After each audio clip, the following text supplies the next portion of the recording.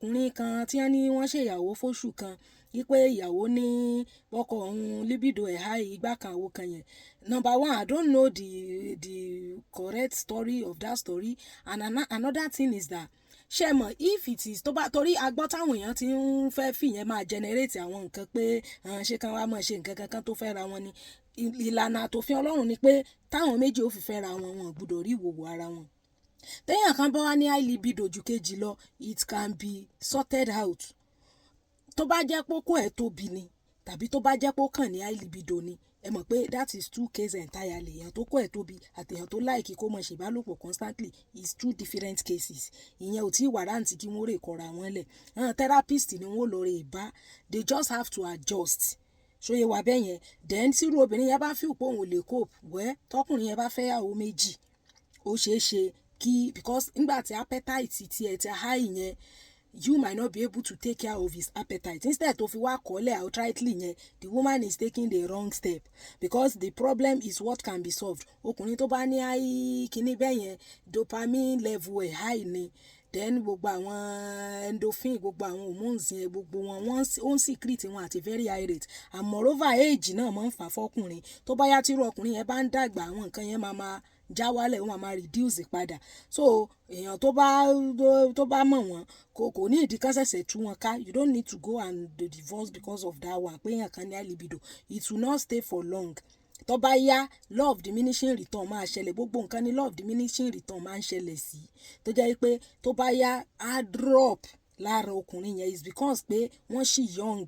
Tó bá jẹ́ pé okó ẹ̀ ló tóbi, we have talked about bọ́n ṣe ń lo okó tó tóbi or pé ní rush the whole length at once. Bẹ̀mí feel pé torí woman kan náà ló kọ́ ẹ̀ tóbi ń gbà kan tán ló kọ́ ọkọ ẹ̀ tóbi tán ló náà lọ divorce. Nídìí láti ṣe mọ́ ọkọ. Ṣé rí all this wọ́n kọ́ra wọn yìí, it can be sorted out and it can be taken care of. Ṣé àbáyẹn ní ìsìn èèyàn ò nídìí láti lọ lóhùn òfọkọ mọ́ nítorí ọkọ yẹn ó ní high libido. You look for a means to adjust. Ẹjọ́ ẹ má jẹ́ ká torí ìyẹn generate pé ṣé ká wá máa ṣe kinní kankan tó fẹ́ra wọn ni. Ìlànà àtòfin Ọlọ́run ni pé àwọn tí wọ́n bá fẹ́ tán bá ti fẹ́ra wọn sílé ni kí wọ́n máa bára wọn sùn. A gbọ́dọ̀ sọ pé nítorí pọ́n kan ní libido ẹnìkan high ká wá níyẹn lámọ̀. Èèyàn mélòó wá fẹ́ test tó fi ṣe ìyàwó? Ó mọ iye àwọn tí wọ́n show interest ni. So you must not cross that boundary with anybody. Èèyàn mélòó ló fẹ́ wo zina ọkàn gbégbá zina ni. Nǹkan tí Ọlọ́run fẹ́ ká ṣe nítorí pé ó ń protect wa ni. A lè torí ìyẹn ká sọ pé ya ìjẹ́ máa ṣe zina o kí wọ́n tó fẹ́ra wọn. No, ìyẹn tó máa ba nǹkan jẹ́ á tún complicate nǹkan sí ni. Because how many people ló fẹ́ bá sùn kó tó ṣẹ̀ wá ṣèyàwó? So ẹjọ́ ẹ má jẹ́ kí a sọ yẹn di bàbàrà kan ní ìdí kan ó tún wọn ká is something that can be taken care of. They should go and see therapist. Wọ́n náà tó ṣèyàwó tí mo pọ́ máa lọ dóko náà. Ilé ọkọ wọn ń dóko ń bẹ̀ oríṣiríṣi náà ń ṣe, wọ́n ń dáná, wọ́n ń bímọ, wọ́n ń ṣe gbogbo ẹ̀, wọ́n dẹ̀ ń dóko. Ara ń tọ́ ṣe ní ara ṣé olóbìnrin ilé ni. Gbà tá à ń sọ̀rọ̀ àwọn tí wọ́n máa ń gbóbò pamọ́ téèyàn kan ní ẹ̀wọ̀n kì í ṣe donkey. Tó ò bá kì í ṣe donkey téèyàn lè mọ gùn dẹ̀ ń jókòó sí ilé bàbá ẹ̀. Ilé bàbá èèyàn lèyàn kì í ti ń dóko. Yóò bá ti délé ọkọ wàá dóko ń bẹ̀ ni. So you have to make sure that you adjust and tó bá yá you get used to him. So ẹ má wulẹ̀ tú wọn ká nílé ẹjọ́ o. Tẹ́ bá tú wọn ká you just complicate issue. Tó bá jẹ́ pé òótọ́ ni story yẹn ọkùnrin tó ní high libido kí ìyàwó ẹ̀ wá bí ó ṣe adjust èyí tó kó ẹ̀ bá tóbi kán lọ rí àwọn therapist on bọ́n ṣe ń lo kó tó tóbi àtòkó kékeré gbogbo ẹ̀ láti ṣe àwọn ìdánilẹ́kọ̀ọ́ yẹn. Ẹ mọ́ tún ṣẹ̀ṣẹ̀ wà tú wọn ká nítorí ìyẹn ò ṣe pé ṣe bàbàrà. Ìyẹn ò dẹ̀ túmọ̀ sí pé ká wá yí òfin Ọlọ́run padà. Fine, àmọ́ pa àwọn míì either by reason of mistake or by reason of logistics. Wọ́n mọ̀ dóra wọn kan tó fẹ́ra wọn. But it should not become a lifestyle. Kò gbúdọ̀ di lifestyle tá a máa recommend fún gbogbo èèyàn. Ọ̀rọ̀ǹgì. Àti wọ́n bá fẹ́ dóra wọn kí wọ́n lọ rèé fẹ́ra wọn wọlé. Ìyẹn tún máa kọ́ọ̀bù àwọn wàhálà tá a ní nínú society. So a lè torí ìyẹn ká wá ṣe àlùpàídà ìlànà Ọlọ́run àlépa ìlànà dà. Tó bá yẹ pọ́n lóko ẹ̀ tóbi ń sìn. There is a therapy for àwọn tán lóko tó tóbi whereby you start from the cap orí lọ ti bẹ̀rẹ̀ wàá jáde then tó bá yá wàá increase by 1 inch wàá increase by 2 inches wàá increase by 3 inches.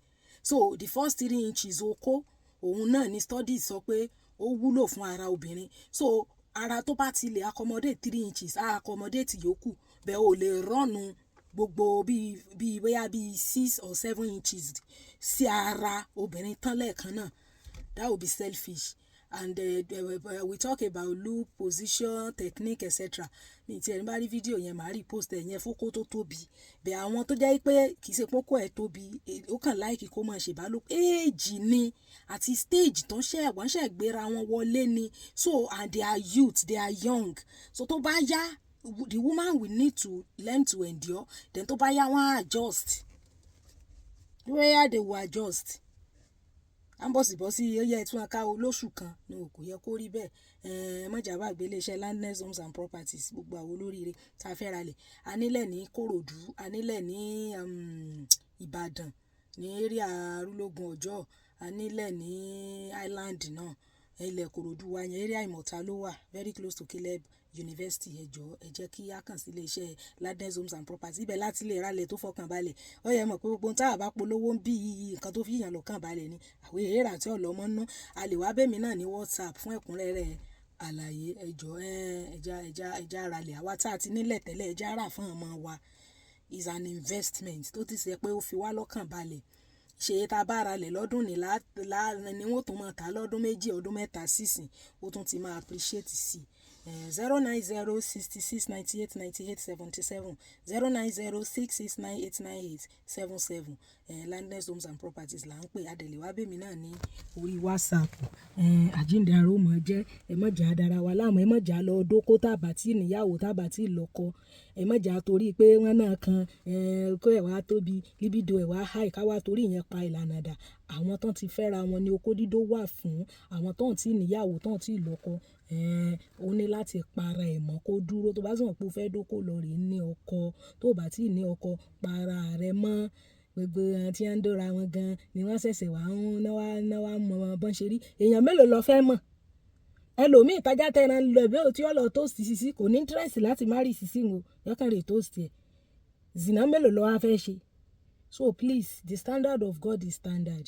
And even culturally, even don't protect èèyàn gan náà gan, it will protect you. So please, we don't have to because of that one ká wá pa ìlànà Ọlọ́run dà.